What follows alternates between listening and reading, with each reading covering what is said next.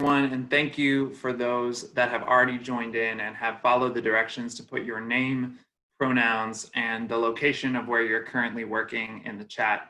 I'm really grateful to be with you all today, and this has been an exciting conference. I know some of my colleagues in Durham Public Schools have presented already today, and I've heard their session was excellent, although I was running around like crazy and wasn't able to attend. My name is Matt Hickson.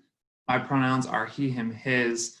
And I'm the Director of Online Learning for Durham Public Schools, and I'm also a former DPS science teacher and assistant principal.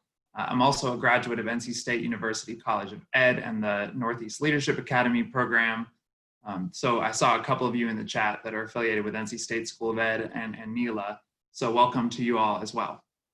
So I'm going to tell you a little bit of the story of Bull City Schools United, and then work from there toward having a little conversation about how we partner with LGBT youth in our schools.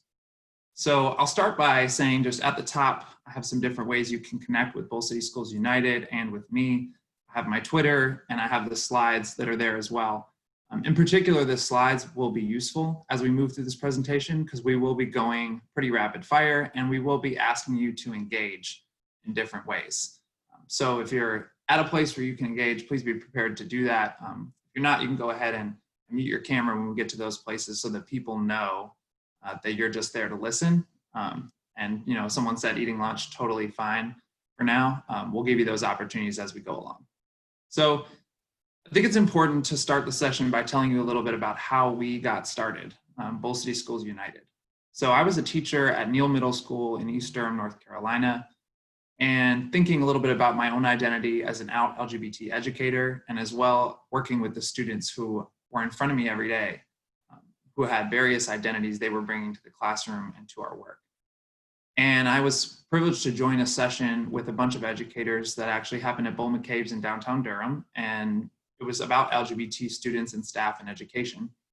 As we were having that conversation, some colleagues of mine who are educators and worked with students at our school at Neal and a couple of other schools, were having some conversations about how representative those conversations were or were not of the students that we taught and some of the educators that we were working with, including some of us who were involved in starting BCSU. Particularly when it came to the lens of needing to talk about the context of Durham and the context of race equity work that needed to happen in our schools as well.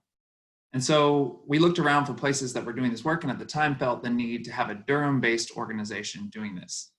And so we started Bull City Schools United.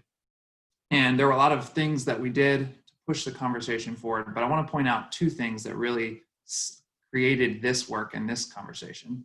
Number one is we led a ton of sessions with teachers. We did over 1,000 educators worth of sessions across a few years that we did sessions in DPS. And then number two, we worked with students directly. We had a youth advisory council that was made up of students from all of our DPS high schools that informed our work, that helped build some of the content in this presentation that you'll see, and actually advocated for changes, spoke at our school board meeting, and did several other things across our district to advocate for changes within DPS. And so that piece around partnering with youth in particular, I want to just point out as being essential to this work, and it has informed all of the work that we've done. And it's a piece that you can't skip when you're thinking about building culture, is just listening to folks. And so I wanted to put that forward at the beginning of this session, okay? So let's get rolling, and I'm gonna be quick. I started by asking you to introduce with your pronouns, and so I figured I would take a second to pause here and just answer the question, what are pronouns that we're talking about? These are the identifiers, not just a grammar term, but the identifiers that people self-choose to describe their gender identity and mark themselves in a space. So for those of you who did that in your introduction, I thank you and I appreciate that. These are really important to bring forward in our introductions and our email signatures, on our business card, website bios, and in lots of other places, because they open up a space to be clear that we are not only welcoming binary identities, but welcoming a broad range of gender identities and not assuming those identities when we first step into the door of a new space. This allows us to be inclusive. It allows us to not feel that folks are put on the spot when they are the trans person or non-binary person in the room to have to go and step in there, but as allies who are not, or cisgendered, we have the role of stepping in there and making sure that those introductions, email signatures, website bios include pronouns to make space for folks in that way. So as you're introducing, you saw that this is a first quick tip of ways that you can particularly make your introductions and your meeting intros, your website bios, and other things more inclusive of trans and non-binary folks. All right, so we got a lot of people in this session, but we are gonna do connection. We're gonna have 2 points where I'm gonna break you out. So for here, I'm just gonna do a quick 2-minute unfacilitated chance for you to say hi to other people, because there are some incredible range of folks here from around the state. And I want you to quickly connect with folks as you're able. So I'll give you this 30 seconds to prepare as I put you in breakout rooms. And I'm just gonna give you 2 minutes to quickly say, hey, here I am, I'm here in this space, and I am from this place, and this is why I chose to be here. So I'm gonna send you on out, and we'll be back in 2 minutes.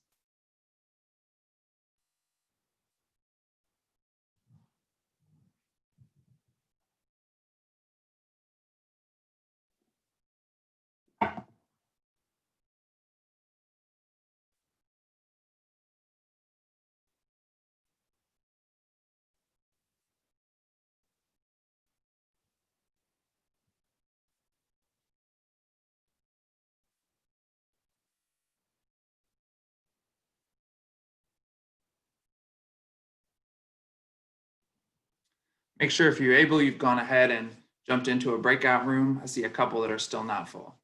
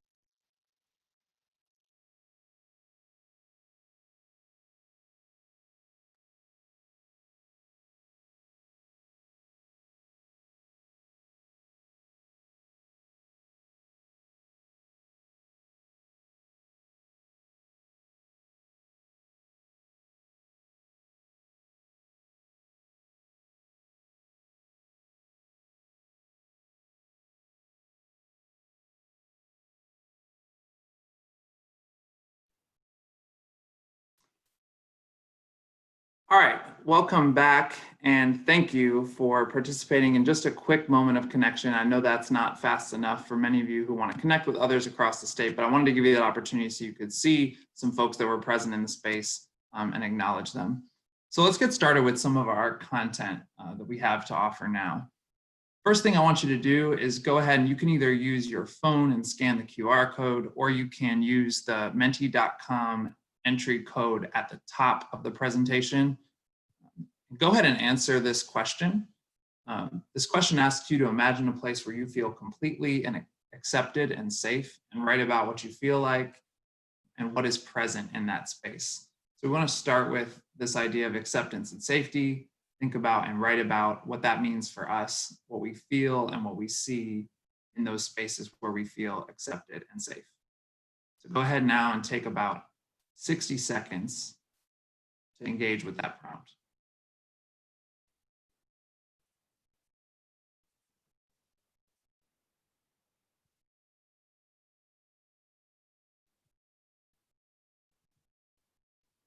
I'm going to switch over to the Menti screen so you can see each other's responses. The code to join will be on that screen as well.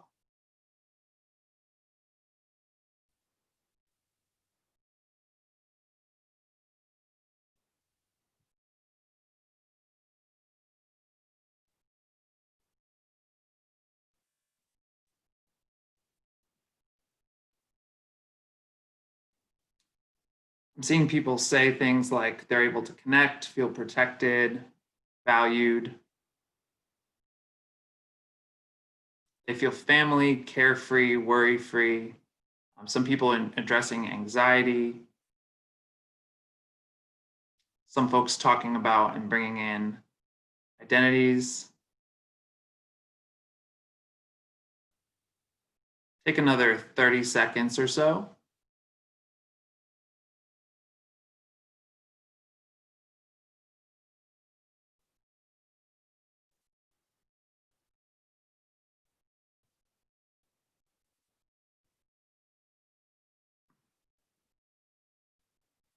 If you're done, you can read over some of the responses that we're showing as I'm scrolling through about 10 more seconds.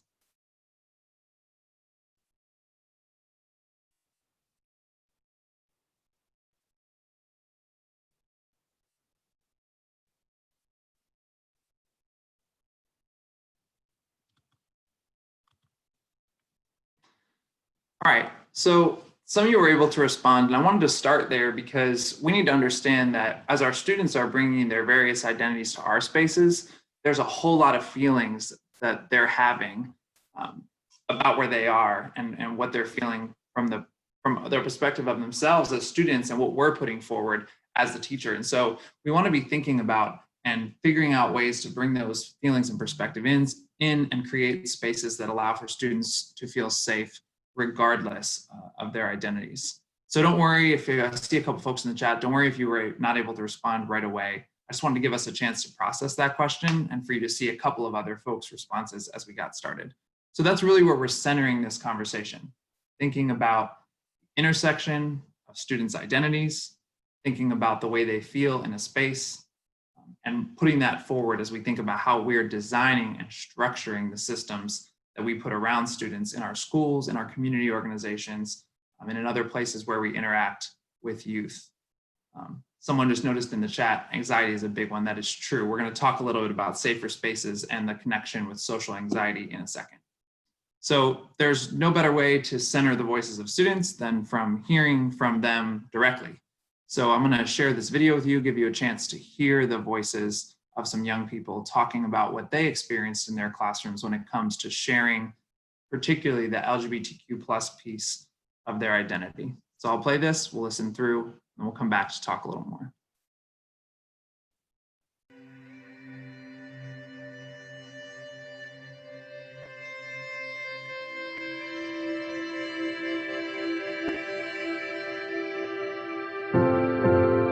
I knew I was bisexual when I was in middle school, but I didn't really know how to express it. Sometimes you can hear the teachers whispering when you're passing in the hallway talking about it. I had teachers make comments to me before, and I reported it. I said, if it makes you feel uncomfortable, I'm sorry, but sometimes your comments that you say really affect the way I feel, makes me feel uncomfortable in your class. It was affecting my learning, like my grades had dropped a little bit because I didn't want to come to school, I wasn't paying attention. It was just bothering me so much that I had to say something.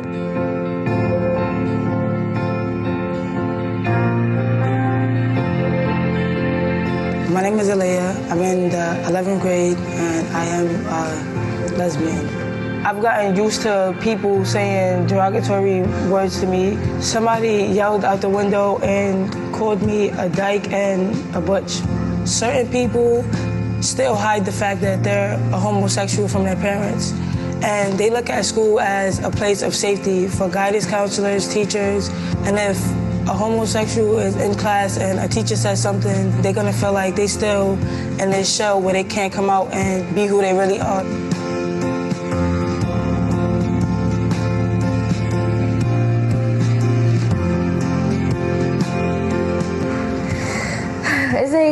understand how you can judge someone just because of their sexuality. That doesn't mean they're an alien. Words and actions could affect homosexuals, whether they're in the closet or outside of the closet. Sit in our seat and look and let us show you what you're doing to us. Because I know a lot of teens don't feel comfortable at all.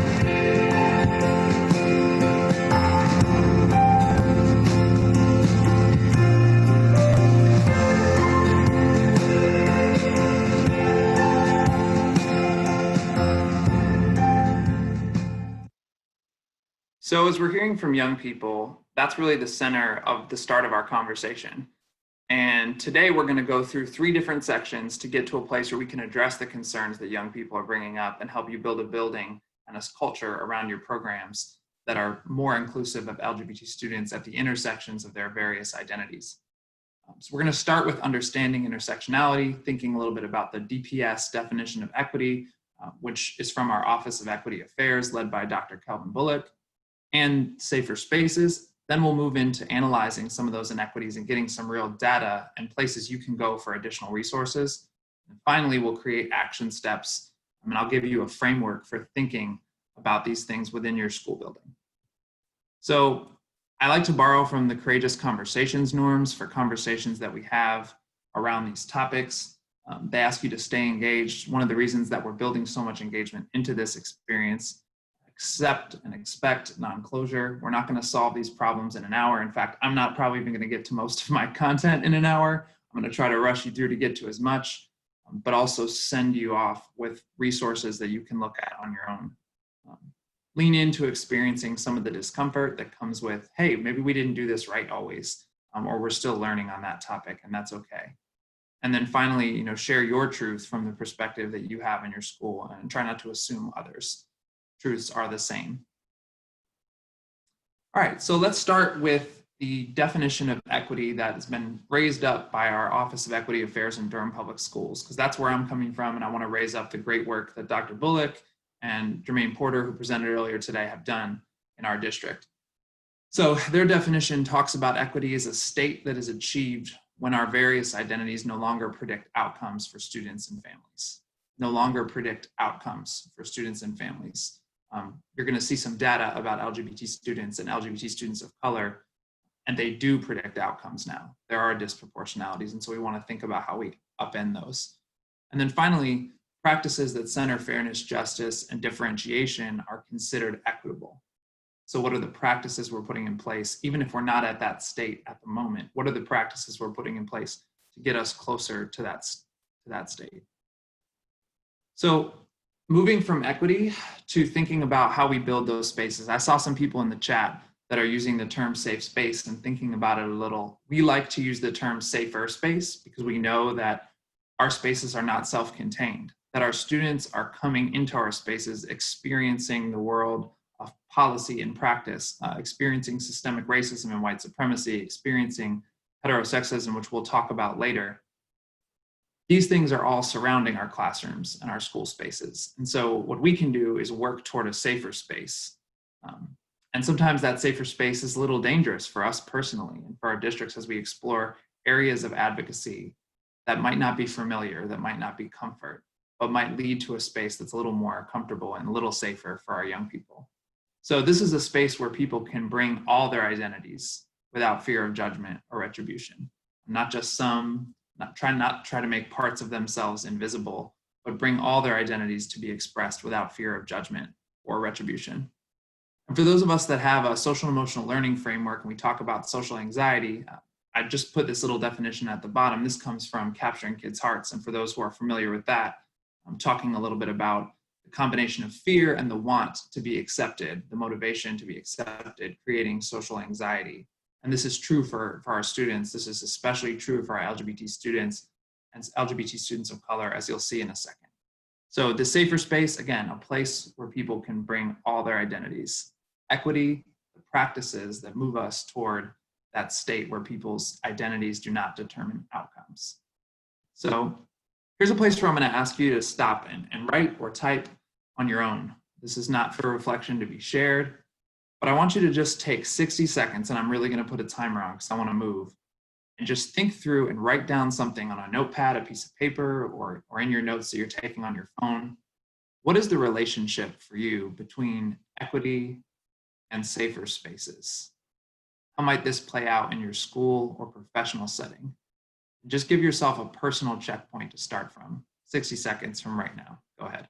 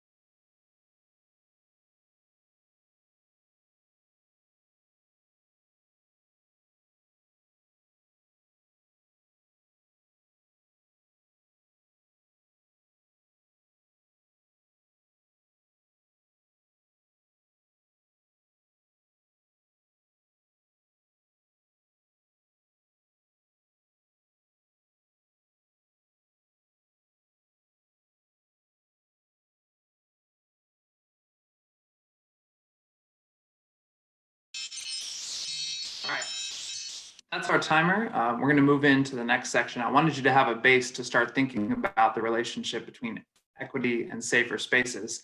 Now we're going to move into thinking a little bit more clearly about intersectionality. So when we're talking about equity and saying our students should be able to bring all their identities to a space and that not determine their outcomes, this is where intersectionality and the way we think about it comes in. And it's really important that we deepen our understanding in this topic. Many of you know the word intersectionality, know the term, but I want to keep us moving deeper here on this. So intersectionality is a concept that was initially thought about and advanced by Black feminist critical race theorist Kimberly Crenshaw. It argues that gender, ethnicity, race, class, sexual orientation, and others are not examined in isolation, that there are intersections of these identities that people carry that look different than just them adding on top of each other, right? This is not an additive system, but an intersecting system where we think about particular intersections that we might not predict without listening and centering the lived experiences of folks who share those intersections. And so I want to emphasize that here. This is called intersectionality for a reason. It is not just 1 + 1 + 1 + 1 = 4 when it comes to identities and oppression. This is intersections where we need to listen and center people's lived experiences. And that is one of the pieces that Kimberly Crenshaw really raises up. And so as you're thinking about the intersection of people's identities, know that this is about listening and centering lived experience. I'm going to include this video in the presentation. You have the link. I'm not going to play it for the interest of time. You're welcome to go back and watch it on your own. So I normally would do this at the beginning, but as we're talking about intersections, I wanted to point out one intersection that often goes ignored and lead us in a practice here that I would normally do again at the beginning of a presentation, but I think is a great time here for us to pause and do this to demonstrate the importance of intersections. So I'm here in North Carolina, particularly in North Durham, and I'm sitting on Catawba and Socorro land. And I want to acknowledge and take a moment to acknowledge that Indigenous peoples' land is where we are, and there are contested histories of the treaties that those folks have made with the United States government that have not always been honored. And as we think about the ways people's identities intersect, often we don't honor the languages, histories, cultures of those peoples whose land we stand on at the moment. So one of the practices that folks do a lot of times in equity work is to do what's called an Indigenous or Native land acknowledgement. That means that we take a moment to acknowledge the land we stand on and the complicated histories around those lands. So take a moment from wherever you are and go to the link here, native-land.ca, and you can actually enter your address. You can enter your address that you're in right now, and you can learn about the folks, the peoples who are native to that land. So I want you to take a moment to do that. And you can actually put it in the chat, and we can take a moment to acknowledge people from all around the country and all around the state that are in those places. I want to make a note here that these histories are not complete, right? And that all of these histories are contested, and we need to deepen our practice and deepen our knowledge. And that's why we're creating space to think about this as we talk about intersectionality and what it means. So yeah, go ahead and take a moment. I'll give you 60 seconds again. Go to the link native-land.ca, enter your address, go ahead and put in the chat the Native peoples whose land it is that we currently occupy.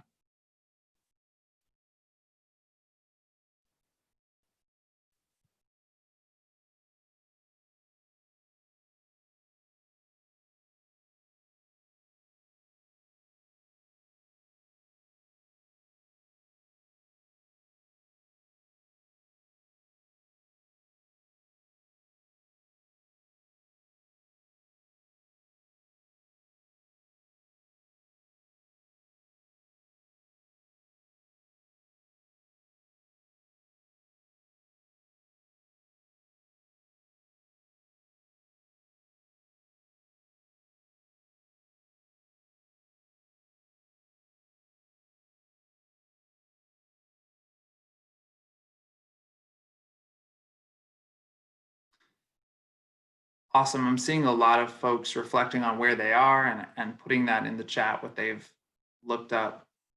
This is a great point to stop and say that we should continue and deepen our research around the folks who occupy that land, the Native peoples. And as we think about in the intersectional identity, this is an identity piece that we cannot forget. It's not just about who's in the room always, but sometimes who's not in the room when we're on particular land. And so we need to acknowledge that in all of our work and lead ourselves through the process of deepening our knowledge. All right, thank you. I'm going to give you another couple seconds just to finish going ahead there and putting those things down. Think about how you might bring these identities into your practice in the fall with students. So I saw someone put in the chat not only where they are, but where the school that they work in is and the land that is on. And so that's really, really interesting to think about as we're working with students, how we might bring land acknowledgements into our work. So we talked a little bit about intersectionality. I shared a definition. I shared you an example of an identity that we need to bring into thinking about our identities. And I'm going to share with you a little more in a second, but I wanted to pause and kind of bring these three different visuals, because some people like to think in terms of metaphors or visuals. And I want you to think about, I'm going to skip the Padlet activity, but I want you to think about these three different models. I talked a little bit about layering and how we want to move away from that. The cake is kind of a definition of that. And then on the right is actually a political cartoon that comes from Kimberly Crenshaw's work, talking about the obstacles that folks face and the way that affects the track. If you've never heard her talk about the track, it would be something worth listening to. She has a talk on it that you can find on YouTube. And then finally, this intersecting web picture, which is where we're moving toward in thinking about intersectionality, right? What are the specific intersections of folks' identities that we can sit and listen in and be uncomfortable in to help better understand and center in the work that we do, right? So we moved through intersectionality, equity, and safer spaces. Just to give you a first working definition, I want to remind folks that this is work that you're going to do outside of this session. Continue to carry and research and think about and test those terms. Now we're going to move into section number 2, which is all about really analyzing the inequities as it relates to LGBT students and LGBT students of color. So I'm going to start by doing some true false. You could just enter your answers in the chat and we'll kind of get a sense of where folks are. Don't be worried. Again, be brave here and step in and engage. It's okay if you're wrong. Some of these are tricky intentionally, but go ahead and read the question and I'll just give you like 5 seconds to enter your answer in the chat. This first one, true or false? Many students who identify as LGBT report missing at least one day of school every month. Cool. A couple more seconds. Looks like folks are generally on it with this one. You answered true. You were right. A lot of research from GLSEN in particular, and most of these things are coming from GLSEN, the Gay and Lesbian Education Schools Network. You can go to their website, look up some of these things from their school surveys and other reports that they've released. So true, students report missing on average about 1 day each month. So that adds up, right, over the course of the year. 1 in 3 trans youth report feeling unsafe at school. True or false? 1 in 3 trans youth report feeling unsafe at school.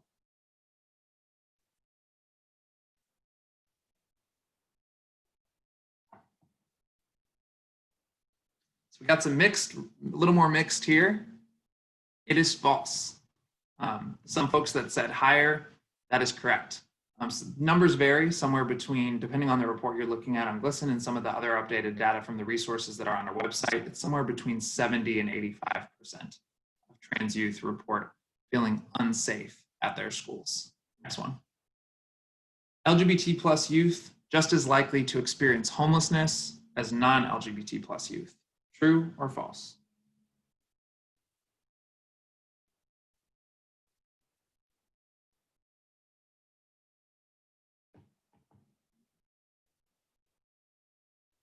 All right, some folks caught on here. I didn't trick you as much. It's estimated LGBT youth make up about 5 to 7% of the youth population. And actually, I'm going to put a note on this number.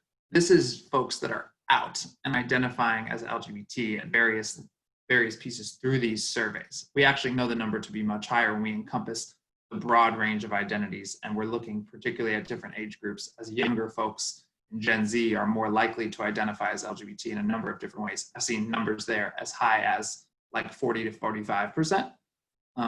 But regardless, the number for the homeless population comes from True Colors Fund. 40% of the youth homeless population is estimated to be LGBT identified. So 4 in 10 folks who are homeless, or young people who are homeless across our country, identify as LGBT. All right, true or false? I gave you the first part of this next one, so we'll just cross that off as contested, but true for this, the purpose of this particular true false. The second piece of this, 20% of folks, young people in the juvenile justice system, identify as LGBT.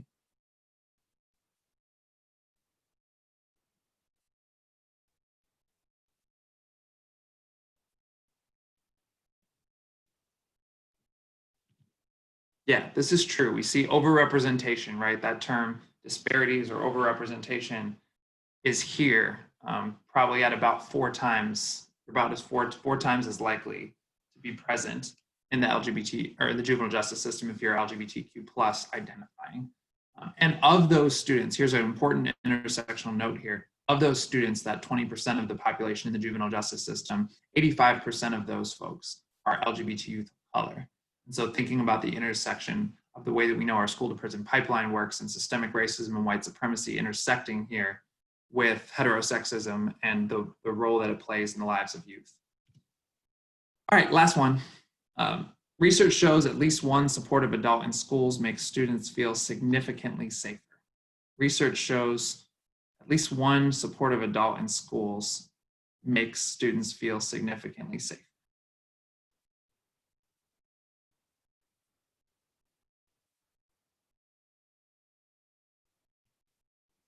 All right, so if this were our formative assessment, we would be going back to the beginning of the lesson. Someone put in the chat, significantly, I qualified this as sort of. There's actually a number of different research points. There was one study that just came out that talked about the differences in the rate of suicide and self-harm related to having one significant adult, and those are true. So I don't want to underplay here the role of being that one supportive adult. It is super important. However, you'll see bared out across the data, and some of the data we'll show you later about the new GLSEN report on LGBT students of color, and particularly many students actually report having one safe adult. Very few, relatively few students report having a building or a access to significant safety across their educational experience. And so we qualified that here. There's some numbers that say around 6 adults in a school building that young people interact with is the number you want to get to. I saw another one that was 11 that came from the GSA network as well. So the point here is to say everybody should be striving to make sure that our young people are interacting with more than one adult who are visibly and actively supportive and advocating and affirmative of folks. And so someone asked in the chat, how do you let students know that you're a safe adult, especially in elementary school? That's a phenomenal question. We're going to get to some of the pieces of how you do that in a little bit, but I'm going to keep rushing through because we want to get to the point. So I want to pause here for another moment to talk about a report that was released by the Center for American Progress and the GSA Network that talked about some of the specifics when it comes to LGBT youth of colors in schools. And they found three major themes about the intersection between students who identify as LGBT and students who identify as people of color and their experiences in schools. And those are in the last point. They found LGBT plus youth of color face increased surveillance and policing, which means they're more likely to be looked at and monitored because of their identities. They face harsher school discipline as compared to their straight or white peers when it comes to the same instance of discipline. And then finally, consistent blame for their own victimization. So there's many cases in which folks outline an example where young people might fight back against a bully that has kind of consistently victimized them and then receive a harsher punishment than the bully themselves for that sort of response. And so increased surveillance and policing, harsher school discipline, and consistent blame for their own victimization. This report is available in full in our resources section, and it also goes really well in hand with another report we'll show you later. Someone brought up Tony McDade in the chat. Absolutely, a very, very relevant example.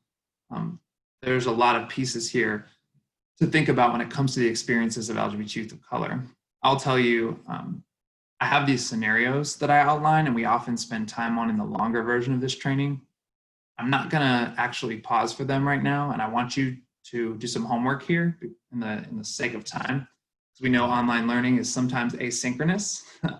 I'm gonna give you the access to these slides. They're both at the beginning and at the end if you didn't have them, and ask that you go back and really look at these scenarios and think about, where do you see that blame for the victimization, the harsher discipline, and the increased surveillance present in these examples? I think in particular, when we talk about folks that are out as trans or non-binary and present their gender in a way that is not cisgendered, is not in line with what we traditionally think about, those students tend to get a lot of attention and increased surveillance. And so we want to really think about, like, where do we see that present in our schools and how do we really fight on that? So again, we're going to skip this, but I'm asking you to go back and trust that on your own time, you'll just take a look at this, go back and think about those examples in particular and how you can reflect on those. Okay. And then I want to point out another really tremendous resource for your own review. So right here, we have these reports that talk about specific intersections of LGBT student experience. There is reports for Black students, Latinx students, Native and Indigenous students, and API students, and how they experience that intersection. And this was done from a lot of student survey as well as focus group that GLSEN led and released earlier this year. And so I asked that you go back and look through these, but I wanted to highlight, again, just to underscore this point, a couple of key pieces, particularly from the piece about the intersection for Black students who are identified as LGBT. I pointed out before, 96% could identify at least one supportive school staff member, but less than 40% could identify supportive staff, many supportive staff. And again, around 40% could experience a supportive administration. And I just want to say here, notice how similar the numbers are between students that identified many supportive staff and a supportive administration.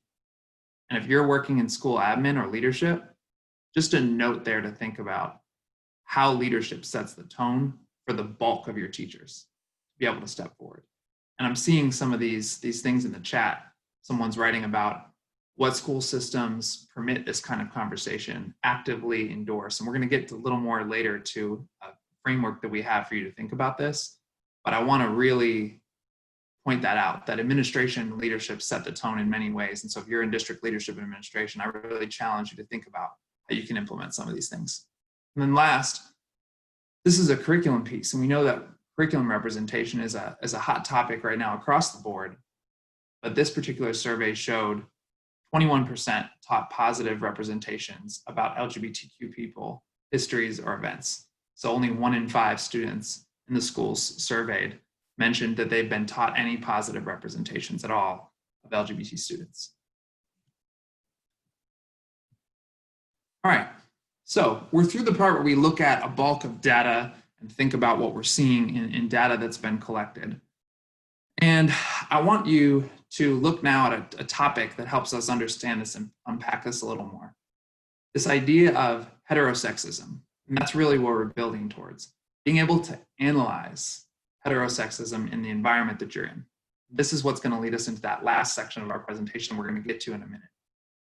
So heterosexism is defined as the marginalization and or oppression of people who are LGBT based on the belief that cisgendered heterosexuality is the norm. I know there's some folks on this call right now that are like, wait, whoa, cisgendered heterosexuality, what is that? Let me pause. I'm gonna go a little deeper there. Just a note that cisgender means that I present as the gender that people expect me to be. So an example is me, I identify as cisgendered. When I show up into a space, people would assume my pronouns are he, him, his, and then I identify in a masculine way, and I do. So my presentation matches my identity. And so that's what cisgendered means. So this belief that everyone's presentation is going to match their identity and that heterosexuality is the norm, that is the basis of heterosexism, which from there grows the structural oppression of LGBTQ folks. So again, what is heterosexism anyway? It's the idea that all of these 5 components, which really are a spectrum, are supposed to just be one thing. The idea that they are binary, the idea that they are expected to fall along a certain line. So I'll give you just one example here of the way you could use this resource. People would expect that for me, I identify as a male, I express and look masculine, therefore my sex assigned at birth, what says on my birth certificate, must be male as well. And then I must be physically attracted to men and physically attracted to women and emotionally attracted to women, which I just gave you a hint, I am not, right? Like I'm an out educator who is cisgendered. My gender expression and identity do match what my birth certificate says, but I am attracted and am in a same-sex partnership.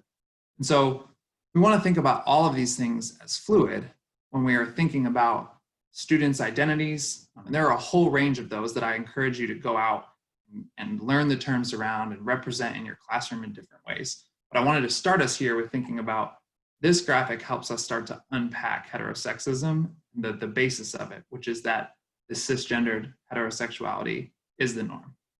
We want to move away from that and move into acknowledging the various identities that our students bring and helping them bring those forward and affirming those in our spaces. So again, a reminder that this is how you build toward equity for LGBTQ+ students. You think about the ways in which heterosexism structurally impacts them, the ways in which their identities are silent because of that, the ways in which they might not be saying things in your school building, ways in which they're saying things that we are or are not listening to about how they experience, and then move toward fairness, justice, and differentiation to support those students.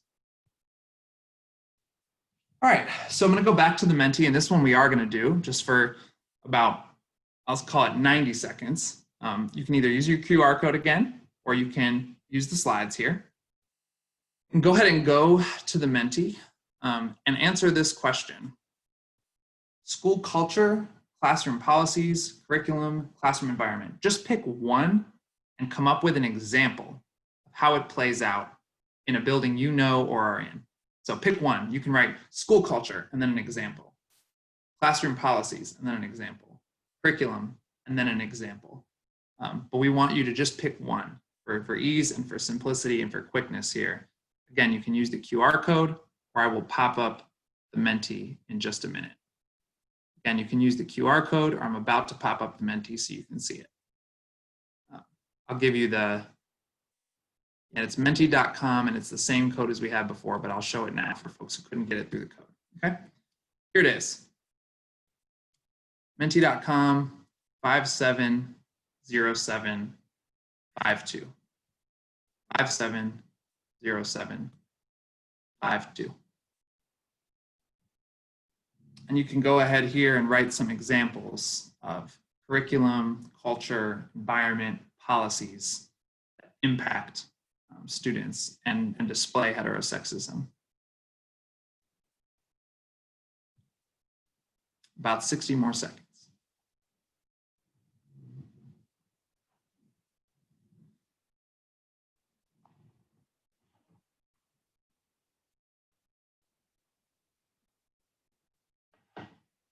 I'm seeing some awesome ones here.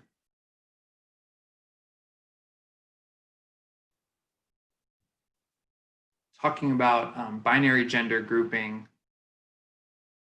And I usually like to point out in my trainings there that we know as educators that best practice for grouping is to use data and use differentiating and flex groups in different ways, whether they be heterogeneous or homogeneous. There are so many ways to group. You can group on personality type, true color, performance on that question you just asked as a formative assessment. Why on earth would we use the least salient one, your binary gender, as the grouping tool that we're using in classrooms? If there's one practice I would like us to stop right now from the very, very beginning, it is grouping based on boys and girls, because there's no educational soundness in it.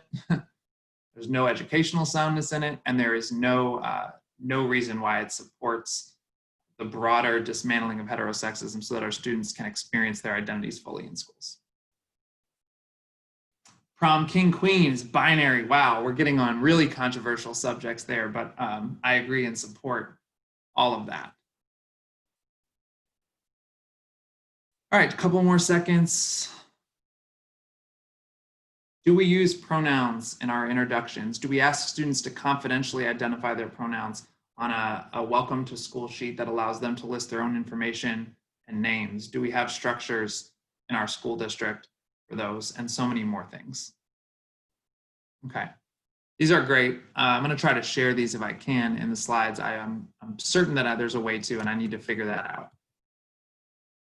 All right, now we're moving into the last piece. Here's where we take action and you get a chance. We only have about 10 more minutes, so I'm gonna hustle right here. So I want to quickly give you a metaphor. Students and their identities and their intersecting identities are being brought to our school every day, right? They're bringing these things. And based on the culture that we set up proactively, that we engage with, they're either experiencing affirmation in little moments across the day, or they're experiencing microaggressions. They're experiencing an aggression against their identity where they do not feel accepted and welcome. They do not feel the safe space that we outlined at the beginning of this presentation, right? And so we use a metaphor a lot of times in our training of, these are like bee stings, right? Student experiences one microaggression, might be difficult, certainly painful and not acceptable to a teacher that cares about every single one of their kids. But if a student is experiencing potentially hundreds across your building during the course of a week, how difficult would it be to focus if you had hundreds of bee stings on you all the time? And I want you to really think about the way that our students are experiencing those, and the way that they are then able to translate into being feeling like a welcomed member of your school community.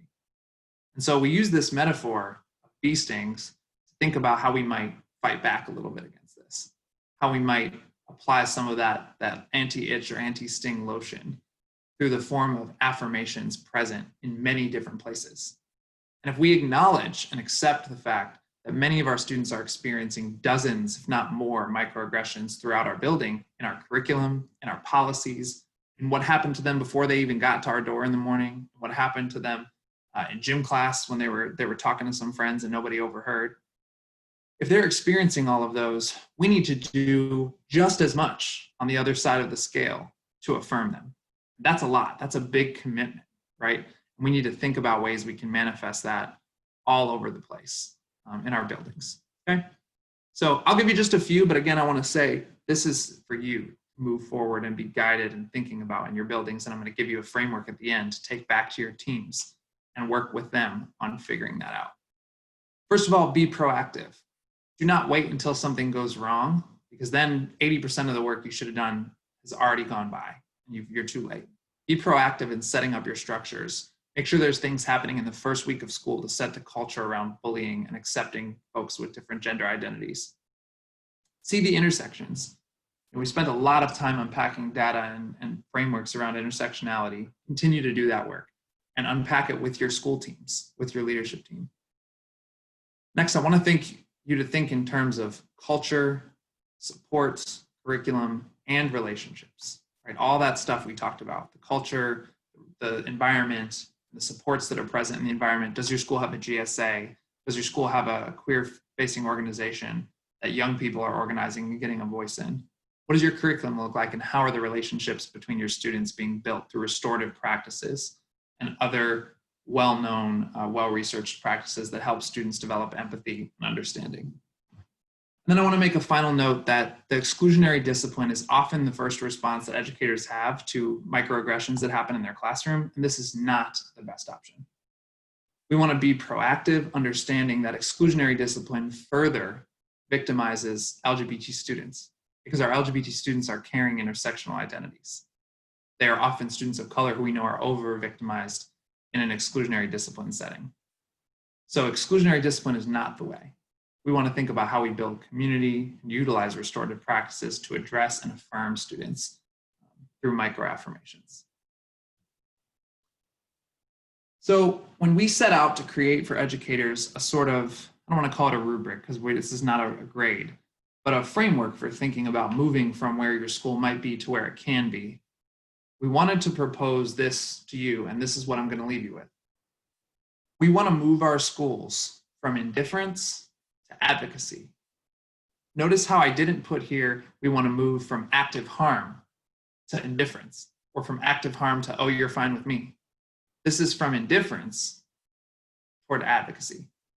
Indifference being, oh, I didn't really think about putting anything in place there that specifically addressed LGBT students or specifically addressed race and racism, toward affirmation and advocacy of, yes, I thought about the way race and racism and LGBTQ identity and heterosexism would play into this particular piece of my culture or my school building or my curriculum, and I actively went about building something to make it different.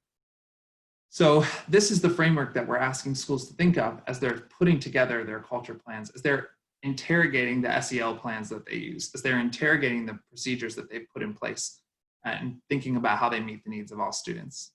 And this is an intersectional framework that allows you to step in and think about it in a number of different areas. And so I'll leave you with this. Here's an activity that you can do with your own folks. And I'm gonna put the link in the chat as well. Created a little bit.ly short link here. When you open it, it will take you to the view-only version of that framework that I just kind of hinted at. And that is a rubric, a self-assessment tool that you can use with your teams in your schools tomorrow or anytime you want to start having conversations. We found that it's a great tool for conversation, that it really allows people to promote some different kind of thinking, and that it moves us toward that advocacy and affirmation piece that we want to get to for all of our students, because we know and we've seen in this presentation and beyond how important it is for them to feel affirmed and for us to advocate against the systems that have held our students back.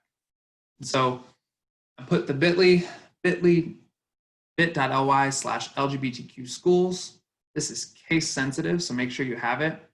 I want you to look at it, mark it up. It automatically forces a copy for you. So mark it off, mark it up, move it along, and then commit to sharing it with someone else on your team, and making sure that they have that opportunity to go through a conversation with you about this topic.